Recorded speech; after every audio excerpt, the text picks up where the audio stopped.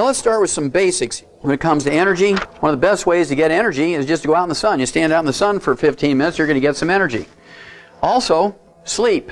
We need 5 to 7 hours of sleep. There's an enormous amount of research that shows that people who sleep 5 to 7 hours live 10 to 15 years longer than people who sleep 8 to 10 hours. Why do people think they have to sleep 8 to 10 hours? Well, it's a market ploy by mattress companies and prescription drugs that want you to sleep. You know, you see this Lunesta on TV with a green Luna moth flying over your smiling body where you're sleeping because you've taken the drug.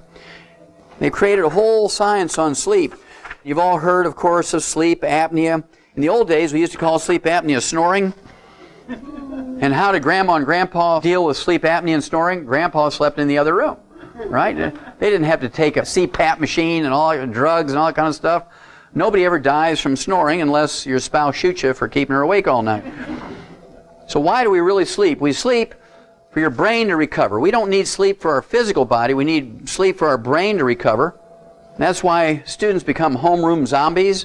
They sleep all the time during school because they get too much sleep. Why are they getting too much sleep? 8, 10 hours, and they still sleep during the day at school? Because they're not getting the nutrients they need for their brain to recover quickly. People who sleep only 5 hours live 10 to 15 years longer.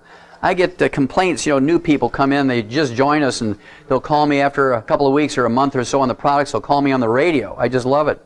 It's a great story, and they call up and say, well, does your stuff cause insomnia? I used to sleep 10 hours a day.